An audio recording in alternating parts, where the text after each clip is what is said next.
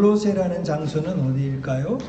현재 터키라고 했죠. 투르키의 서쪽에 있는 작은 도시입니다.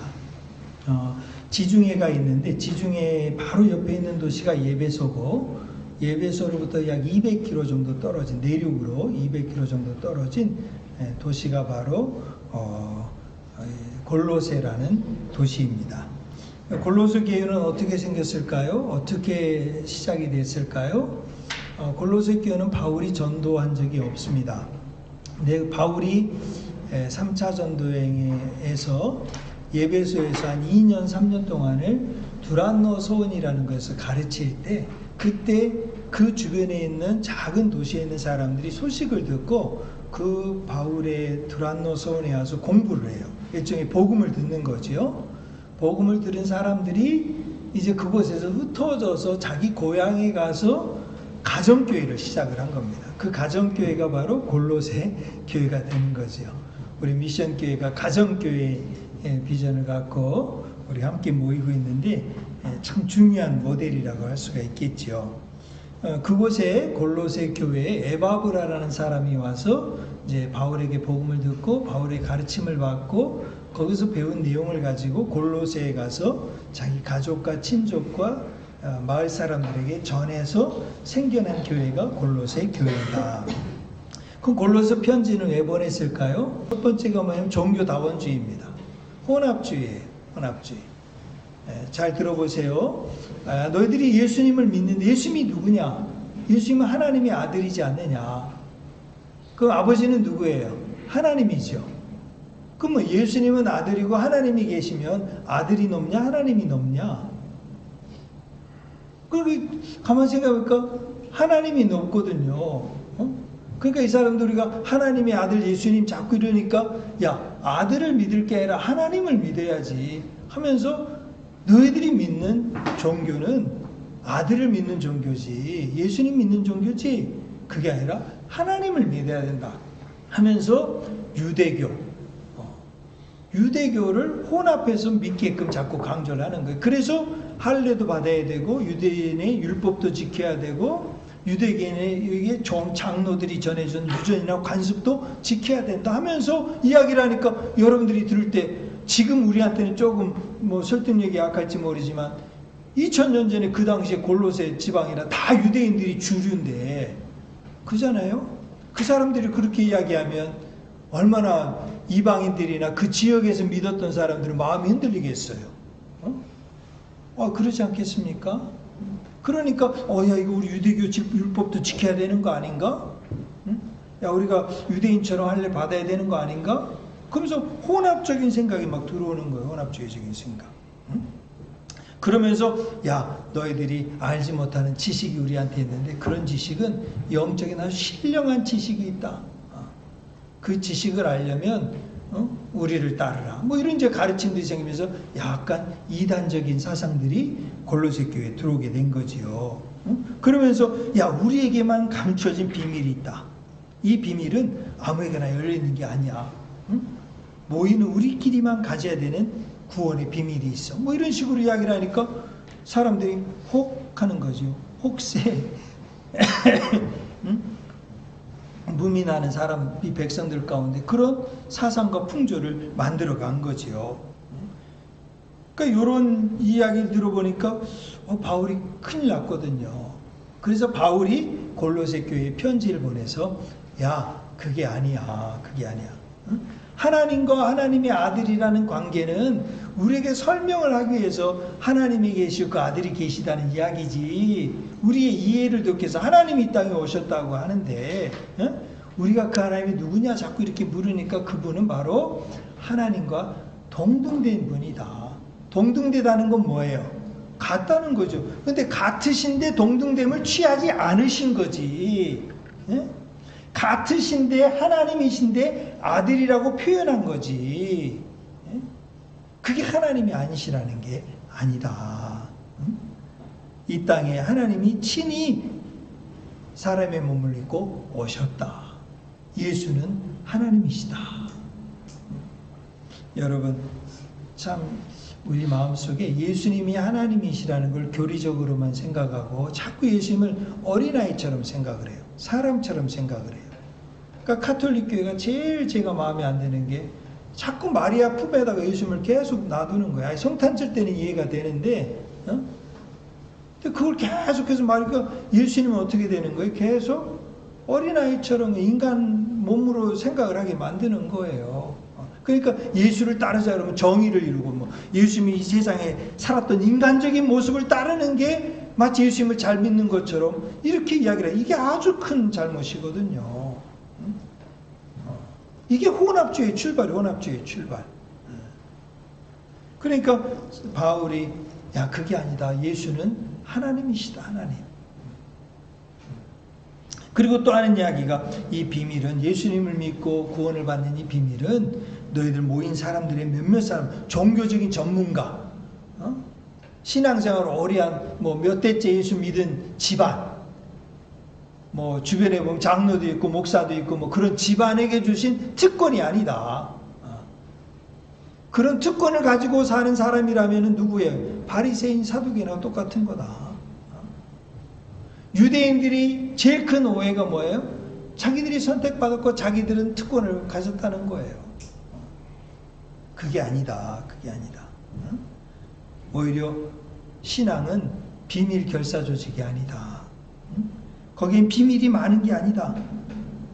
이 비밀이 많게 하는 사람들이 쓰는 방법이 뭐야? 다 이단들이 쓰는 방법. 야 이건 우리끼리 갖는 비밀이야. 이거는 목사님한테 말하지 마. 이건 누구한테 말하지 마. 이건 너만 알고 있어. 너무 걱정하시니까, 너무 너무 바쁘시니까.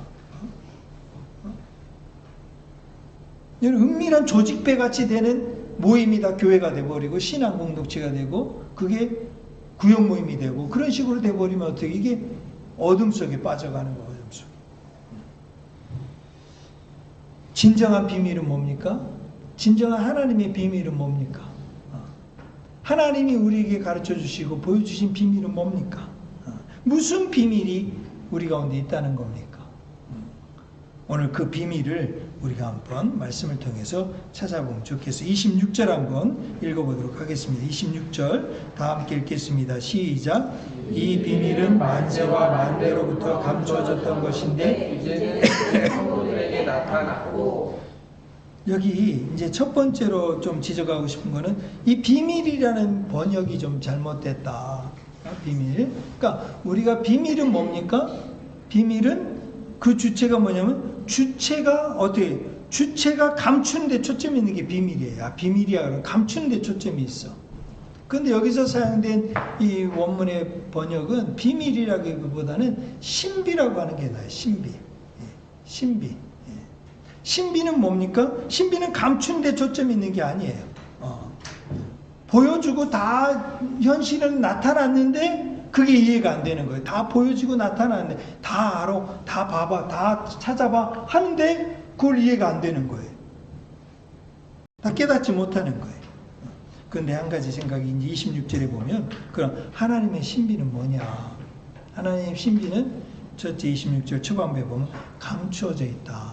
감춰져 있다. 그러니까 우리가 다 알 수 없다는 거예요. 이 하나님의 비밀이 감추어졌다는 것의 첫 번째 이 포커스, 초점을 둬야 될 건 뭐냐면 내가 모르는 게 많다.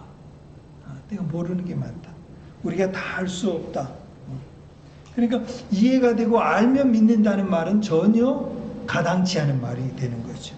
확실히 내가 알게 되고 이해가 되고 내 마음속에 들어오면 내가 순종하겠다는 이야기는 하나님 앞에 그것처럼 교만한 게 없다는 거죠. 그런데 하나님이 감춰놓게 못 찾게 하는 거예요? 그렇지 않다는 거죠. 만세 전부터 만대로부터 감춰졌는데 하나님이 감춰졌는데 그 감춰진 걸 어떻게 했어요? 신비는 뭐냐면 그걸 창조 때부터 성경에서 계속 보여주고 있어. 보여주는데 우리는 그거를 다 깨닫지 못해. 다 깨닫지 못해. 이게 마치 뭐와 같냐면 우주의 신비와 같은 거예요. 뭐 천체가 있고 몇 억 년이 있고 광년이 있고 뭐 하늘의 별들이 그냥 순적하게 지구도 돌아가고 전 우주가 돌아가고 운행이 되잖아요. 그죠? 그 신비예요. 비밀이라고 그러잖아. 신비. 다 보일 수 있도록 다 보게끔 만들어 놨어요. 그런데 어떻게 해요? 아직도 못 보는 게 있어. 아직도 모르는 게 많아. 생명의 신비, 인체의 신비, 인간을 그렇게 세세하게 DNA, RNA 다 해가지고 조사하고 연구하는데 여전히 모르는 병이 있고 아직도 치료 못하는 약, 치료할 수 없는 치료제가 없는 게 너무 많은 거예요. 하나님이 이스라엘 백성을 택하셨어. 구약 백성을 택하셨어. 구약의 백성 아닙니까? 지금도 이스라엘이 있어. 지금 전쟁 중이지만 이스라엘이 있어. 그들에게 하나님이 그들을 택하시고 그들을 선민으로 부르시고 그들을 영원한 약속의 백성으로 삼아 주셨어.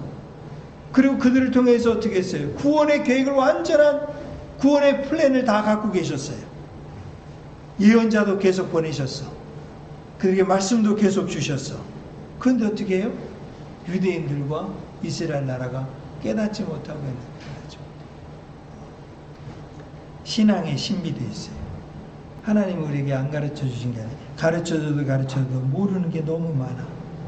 우리의 이성과 판단과 생각으로 도저히 알 수 없는 신앙의 신비가 여전히 너무나 많이 있다는 것이에요. 너무나 많아. 그래서 첫 번째, 하나님이 안 보여주시는 게 아니라 하나님의 신비구나. 감춰준 게, 모르게 감춰준 게 아니라 다 알 수 있도록 보여주셨는데 우리가 그걸 깨달을 수 없는 하나님의 신비가 있구나. 이걸 인정하는 게 믿음이라는 거죠. 믿음이다. 둘째, 우리 27절 한번 읽어보겠습니다. 27절 상반절 시작. 하나님이 그들로 하여금 이 비밀의 영광이 이방인 가운데 얼마나 풍성한지를 알게 하려 하심이라. 이 비밀은 너희 안에 계신 그리스도시니 곧 영광의 소망이라. 그 신비는 뭐냐면 이방인들이 예수를 믿는 게 하나님의 신비라는 거예요. 여러분, 저와 여러분이 예수님을 믿고 지금 이 자리에 있고 하나님을 예비한다는 게 우리는 신비롭지 않잖아요. 뭐 당연하다 이렇게 생각하지만 내가 지금 예수님을 믿고 복음을 전하고 여러분들이 지금 이 자리에서 하나님을 아버지로 고백하고 예수를 나의 구주로 영접해서 우리 모두가 천국 백성이 됐다는 게 하나님의 신비라. 왜? 이방인이었기 때문에. 이방인. 우리는 유대인도 아니고 이스라엘 사람도 아니에요. 그런데 지금 유대인도 다 모르고 있고 이스라엘도 믿지 않는 예수님을 지금 저와 여러분이 믿고 있다는 거예요. 구약에 예언하신 그 메시아가 예수님이라는 걸 우리가 믿고 있어요. 그런데 실제로 구약의 백성인 이스라엘은 믿어요, 안 믿어요? 안 믿고 있다는 거예요. 안 믿고 있다는 거예요. 실제로 이스라엘 백성들은 안 믿고 있고 우리는 그걸 믿고 있는 거예요. 와. 그리고 이 예수 그리스도의 복음, 이 복음을 온 세상 사람들이 지금 점점 믿어가고 있다는 거 아니겠습니까? 내가 예수님을 믿고 내 안에 예수님이 계시고 그 예수님을 믿고 내가 천국 백성이 되어 살아간다는 거. 이게 신비라는 신비. 세 번째 신비는 뭡니까? 이 모든 신비 중에 신비는 누구냐면 예수 그리스도시라는. 제가 하나님은 다 알 수 없어요, 여러분. 하나님을 다 알려고도 할 수 없어요. 그분은 감춰져 있는 신비이기 때문에 구원의 진리나 구원의 모든 성경적인 지식이나 신앙생활에 필요한 교리나 이런 것들 우리가 할 수가 없어요. 몰라도 괜찮아요. 근데 하나님이 성경책을 통해서 창세기부터 계시록까지, 특별히 구약 말라기까지 성경을 통해서 유일하게 완전하게 보여주신 계시가 있어요. 보여주신 하나님의 온전한 뜻이 있어요. 그게 뭐예요? 그게 바로 예수 그리스도세요. 다른 거는 이런 상황에서 저런 상황에서 이럴 수도 있고 저럴 수도 있고, 어떨 때는 막 용기 있게 나가는 게, 자신 있게 나가는 게 하나님의 뜻이다. 어떨 때는 겸손히 기다리는 게 하나님의 뜻이다. 어떨 때 막 소리치면서 부르짖으면서 떼쓰면서 기도하는 게 하나님이 들으신다. 어떨 때는 잠잠히 하나님의 때를 기다리는 게 하나님이 들으신다. 뭐 여러 가지 환경과 상황과 역사와 문화에 따라서 너무나 많이 달라. 그죠? 유일하게 성경 창세기부터 계시록까지 유일하게 보여주신 하나의 완벽한 하나님의 신비를 보여주신 게 근데 그게 뭐냐면 이 땅에 육신의 몸을 입고 오신 예수 그리스도세요. 그거 하나만큼은 분명하게 보여요.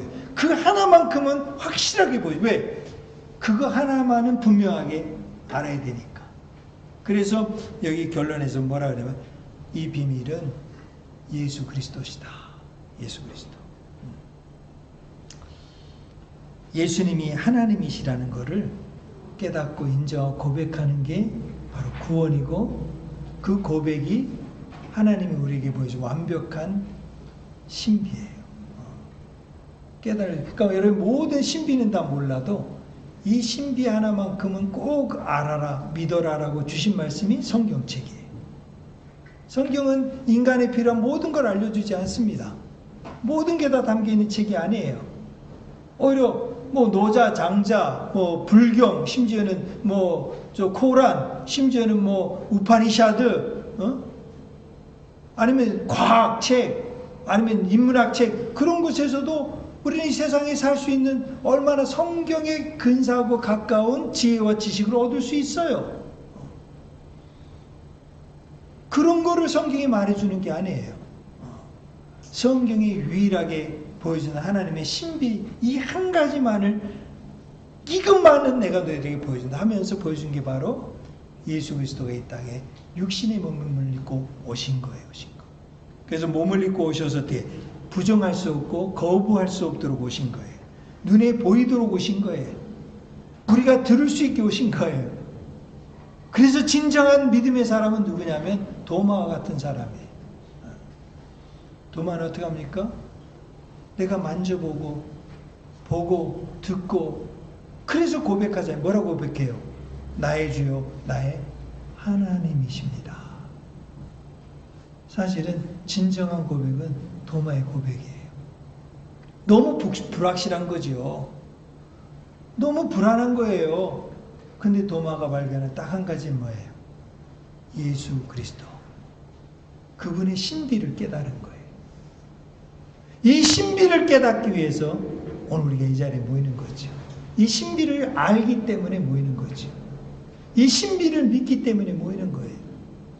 우리가 잘 살기 위해서, 돈을 벌기 위해서, 도덕적으로 선하기 때문에, 우리에게 많은 일을 할 수 있기 때문에 아니에요. 우리가 이 자리에 모이는 단 한 가지 이유는 이 하나님의 신비, 예수 그리스도가 나의 주요 나의 하나님이십니다. 그 고백 속에 모인 우리를 일컬어서 그리스도의 몸이라고 말하는 거예요. 그리스도라는 게 뭐예요? 하나님이에요. 하나님. 교회를 그리스도의 몸이라고 하는데 자꾸 그리스도의 몸 우리 사람들끼리 모여서 예수님이 원하는 뜻을 실천하고 그대로 살아보자 아니라니. 그것도 들어가 있지만 그리스도의 몸이라고 그러잖아요. 그리스도는 하나님의 그리스도는 예수의 몸이 아니에요. 성경에 보면 그리스도의 몸 하나님의 몸이에요. 하나님의 몸. 세상은 예수님이 하나님이라는 것을 자꾸 지우려고 하는 거예요. 지워. 다른 건 내가 다 예수님이 오셔서 가난한 자도 돕고 사랑의 온도를 높이셨고 구세군 자선 낭비 종을 울리게 하시고 연탄 배달을 하시고 이런 이야기는 많이 띄우는데 예수님이 하나님 이야기를 하지 말아라.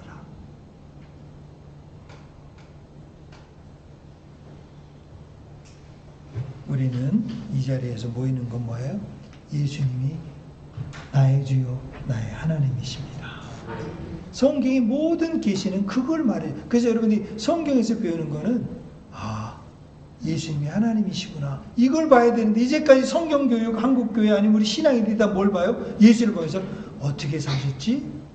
인간적으로 뭘 행하셨지? 야, 참 가난한 자를 돌보셨네?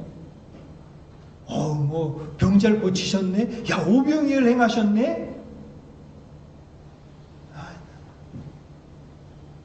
골로새서는 그래서 위대한 복음이에요. 위대한 복음. 예수님은 하나님이시다. 그래서 이제 오늘 우리가 좀 적용을 할 점 뭐냐면, 여러분 우리 미션 교회 성도들 마음속에 성경을 읽고 성경이 말하는 예수 그리스도를 볼 수 있는 성경을 믿을 때 예수 그리스도가 하나님이시라는 그 비밀이, 그 신비가 열려지게 되는 거예요. 그래서 엠마오로 가는 두 제자에게 이 두 사람이 모르는 거예요. 근데 어떻게 예수님이 가셔서 성경을 풀어주시니까 어떻게 해요? 믿음의 세계가 열리잖아요. 지금 우리는 지금 믿음의 세계를 다 살고 있는 것 같은데 사실은 육적인 세상의 세계를 살면서 믿음 이렇게 이야기하니까 지금 이게 믿음의 눈이 안 열리는 거예요. 신앙에서 50년, 100년 해도. 저도 지금 믿음의 눈이 이제 안 열려가지고 지금 약간 뛸까 말까 하고 있는 중이에요, 지금. 근데 지금 우리 모두 한국교회는 다 믿음의 눈이 다 열린 걸로 알고 있어. 목사 딸이고, 목사 아들이고, 장로 아들이고, 장로 딸이고, 뭐 집 돈 좀 벌고, 하나님 축복받았다. 야, 건강하다. 우리 자식 학교 뭐 명문대 갔다. 그러면 어떻게 해요? 다 믿음 있는 줄 알아버리니까. 그 기도해서, 뭐 어머니 기도해 주시고, 뭐 교회에서 기도해 주시고, 뭐 기도해서, 그러니까 그렇게 통으로 치고 넘어가니까, 그럼 뭐가 잘 되면 다 믿음이 있는 거고, 뭐가 있는지 없는지 몰라. 그리고 웬만큼 교회 다니면 집사 주고 장로 주고 뭐 권사 주니까. 그러니까 믿음의 눈이 지금 다 감고 있는데 어떻게 해요? 믿음이 있다고 그냥 막 다니는 거예요. 그러니까 교회 안에서 믿음 있는 사람끼리 막 부딪혀. 싸우고 다투고, 교파끼리 다투고, 교단끼리 다투고, 교회끼리 다투고, 교회 안에서 다투고. 그래서 우리가 믿음의 눈을 뜨고 믿음의 세계관을 가져야 돼요. 근데 이게 참 단순한 게, 믿음은 어려운 게 아니라 믿기로 정하면 믿어. 내가 예수 제대로 믿어야 되겠다. 성경을 내가 잘 믿어야겠다면 믿는 거예요. 오늘 시작할 수 있어. 그래, 내가 예수 좀 잘 믿어봐야 되겠다. 할렐루야. 그럼 오늘 눈이 열리는 거예요. 두 번째, 그다음 우리가 적용할 거는 뭐냐면 28절에 보면 뭐라 그래요? 이렇게 하나님이 우리를 보여주시고 성도들에게 그것을 나타내 주신 목적이 나와요. 목적이 뭐냐면 하나님의 비밀과 하나님의 신비를 모르는 사람들에게 알리도록 하는 것이다. 만약에 여러분, 제가 이 물을 먹고 있는데, 만약에 여기 여러분이 누가 와서 내가 이렇게 설교했는데 여기 보는 동안에 여기에 파리가 두세 마리가 들어가서 떨어졌어. 그럼 지금 제가 모르고 이제 먹으면서 목마르게 먹으려면 벌써 여러분들이 벌써 어떻게 하겠어? 그대로 그냥 먹어봐라. 그동안 잘됐다. 골탕 한번 또 어떻게 반응하나 보자 하면서 할 수도 있어요.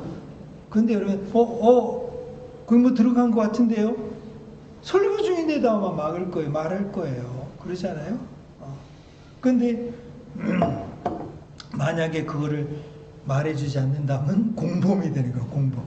그 파리하고 공범이 되는 거예요. 말을 안 해서 끝나는 게 아니라 여러분이 파리가 되는 거야. 그 말해야 돼, 안 해야 돼? 해야 돼. 파리는 안 돼야지, 파리는. 여러분, 이 신비를 하나님 우리에게 보여주고 깨닫고 나타내 주신 이유는 뭐냐면, 이 신비를 전해라. 전하는데 어떻게 해라? 잘 보세요. 28. 저는 오늘 이거 하나만 더 이야기하고 마치려고 그래요. 전파하는데 각 사람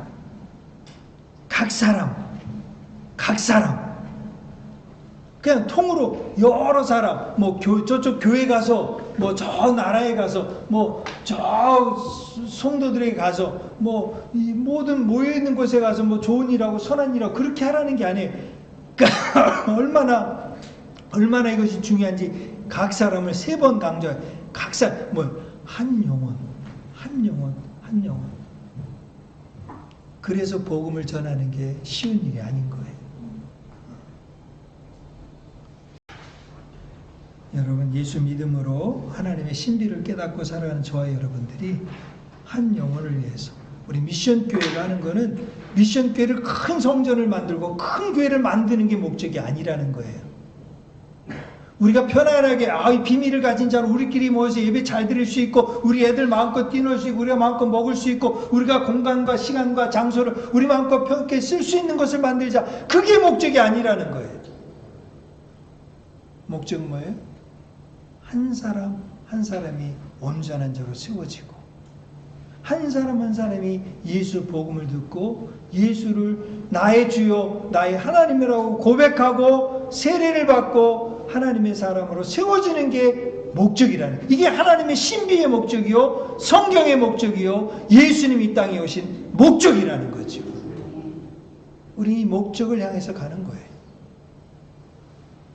우리의 시야가 조금 흔들리고 우리의 몸이 좀 피곤하고 낙심해서 주저앉고 때로는 우리가 힘들어서 참 하기가 어렵다라고 느낄 수는 있고 생각은 할 수 있지만 결코 포기될 수 없는 하나님의 목적은 한 사람 한 사람, 여러분의 자녀들이, 여러분의 남편과 아내 가정교회가, 또 우리 미션교회 공동체가, 또 아니죠, 캄보디아 땅에, 베트남 땅에, 터키 땅에, 또 탄자니아 땅에, 일본 땅에, 이스라엘 땅에 한 사람 한 사람의 영혼이 나의 주 나의 하나님을 예수로 영접하는 그 한 사람 한 사람을 위해서 우리 모두 이 많은 사람들이 헌신하고 수고하고 하나님 앞에 나와 예배하는 것입니다.